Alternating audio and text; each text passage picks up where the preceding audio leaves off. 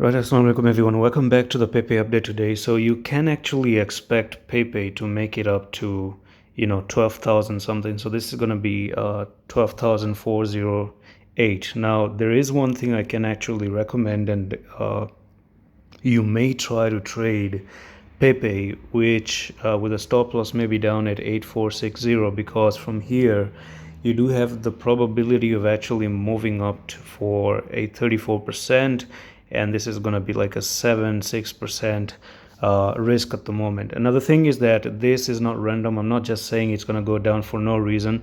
Yes, Pepe has not broken above, but it's expected that you're going to see a break above here and eventually move a little bit to the upside.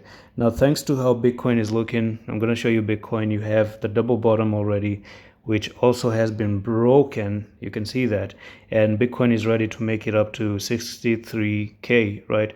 So you're going to see that from Bitcoin. Then eventually it doesn't really make sense for Pepe to come down, especially now that Pepe is already down. Okay, it's already really down at the moment, and a reversal back to the upside is also expected. So that's all for this quick update. I'm going to see you the next one. I love this.